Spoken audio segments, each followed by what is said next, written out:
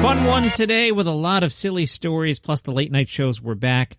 Stephen Colbert said, "It's sure not a great look that Georgia Governor Brian Kemp signed some of the new voting laws behind closed doors, guarded by state troopers, surrounded by white men while sitting under a painting of a slave plantation.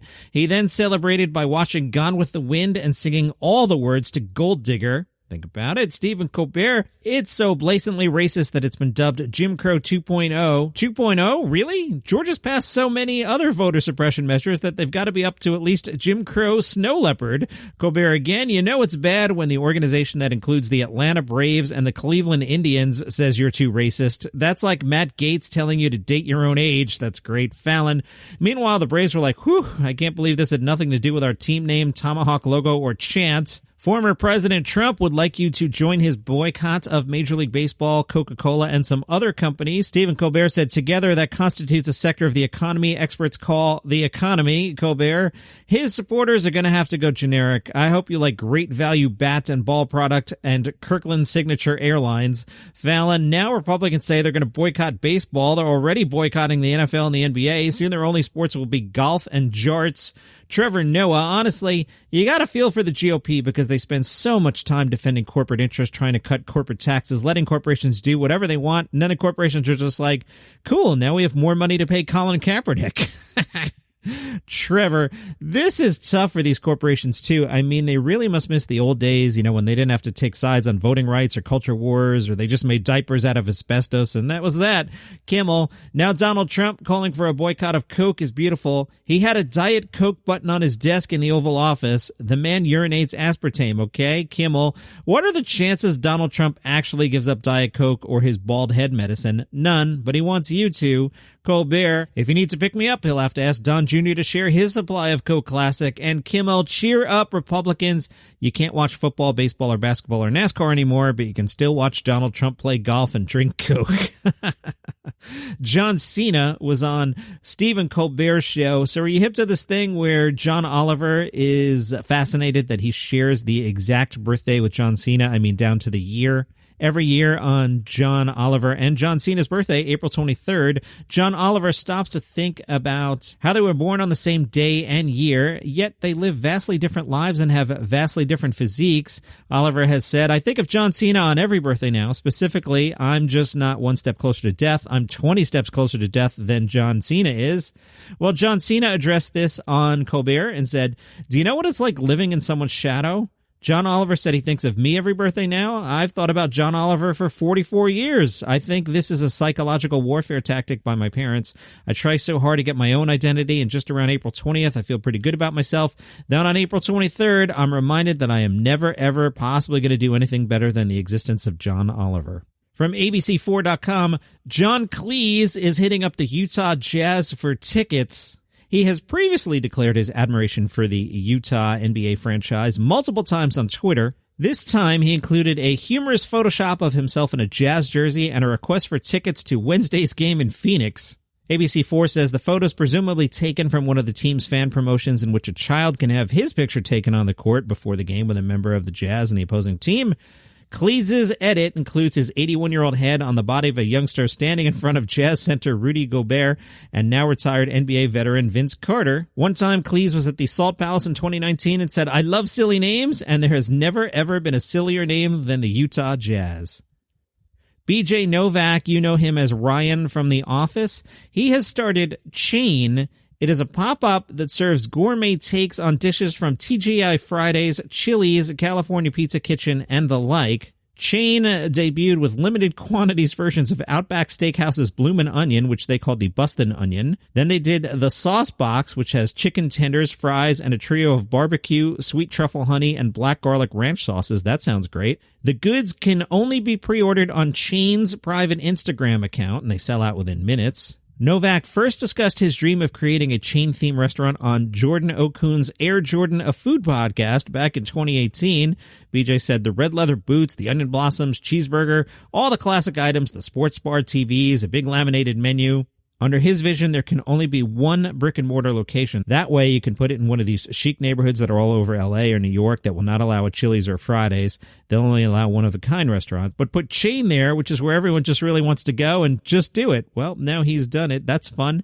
Maybe comedy is coming back. Bill Burr has announced a 21-show tour for this year, primarily in the fall. But he'll kick off in Las Vegas July 2nd and the 3rd. He'll also stop in Florida, New Jersey, Pennsylvania, Colorado, Georgia, California, Indiana, and more.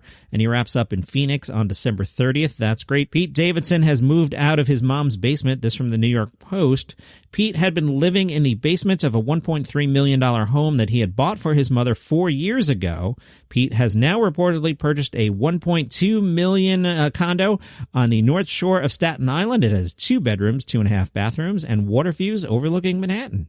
All right, I need you to vote, man. What are you doing? You're letting me down. Come on. Instagram, @Daily Comedy News. Seinfeld or Friends. Vote. Someone's got to vote. You're making me look bad. You're killing me. Come on. Instagram, @Daily Comedy News.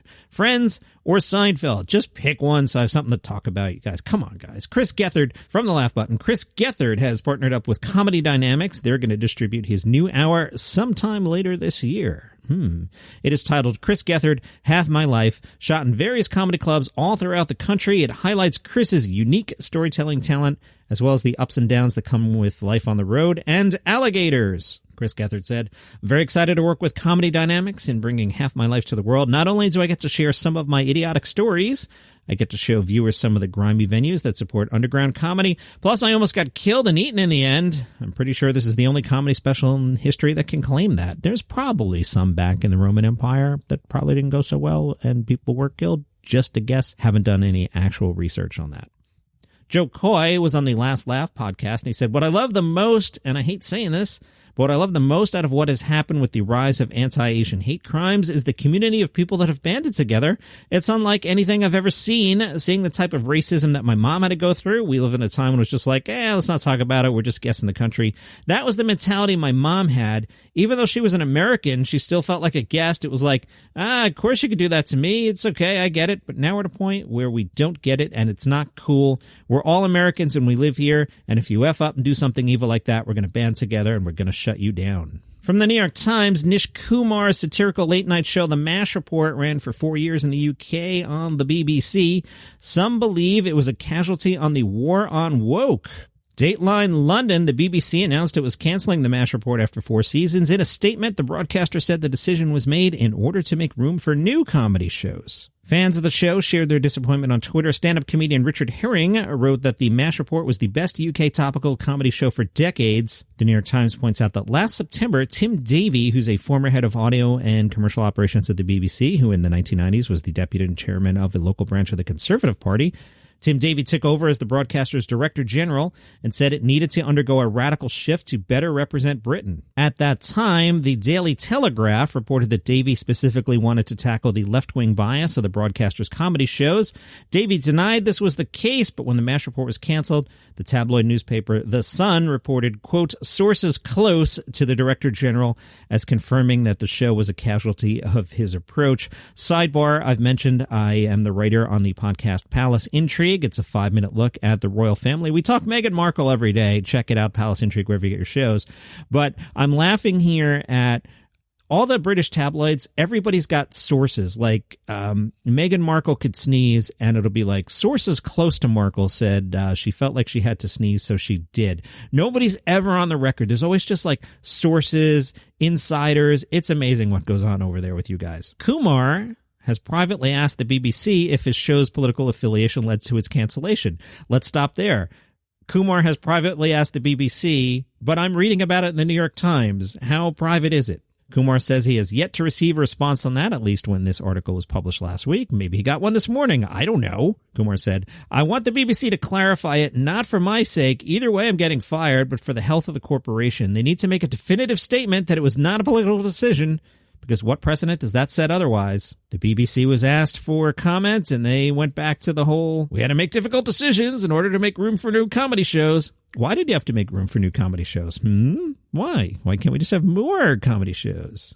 James Brassett is the author of The Ironic State, British Comedy and the Everyday Politics of Globalization. Wow. Brassett said, if you ask a committed socialist, BBC comedy was relentlessly anti-Corbyn. If you ask a Brexit voter, then BBC comedy was virtually unwatchable because Brexit is always dumb, racist, and an act of self-harm. We're in the weeds here. A week after the MASH report was canceled, Kumar released 2 comedy albums. One is It's in Your Nature to Destroy Yourselves, part 1 recorded in 2016, part 2 in 2019, and both deal with the ills of racism, Brexit, and what Kumar considers the ineptitude of Britain's conservative government. Part 2 is angrier and more strident. 2 minutes in, Kumar launches into a breathless succession of questions in which he essentially asks, what happened to this country? Kumar said, when I listened to the second album, it sounds like somebody who has suffered a loss of faith in something. In terms of his future, Kumar said he could not and potentially would not host a political comedy show on the BBC again. I would think in a way, what's the point? Why would I put myself back in that position if, when push comes to shove, they're not going to back me? That's your comedy news for today. All right, homework. You're going to tell somebody else you like this podcast and try and get them to follow on Apple Podcasts or Spotify or wherever they get their shows. Appreciate that. And come on, man, Instagram at Daily Comedy News. Seinfeld or Friends? It's not a hard question. You guys are leaving me hanging. Love you, though. See you tomorrow.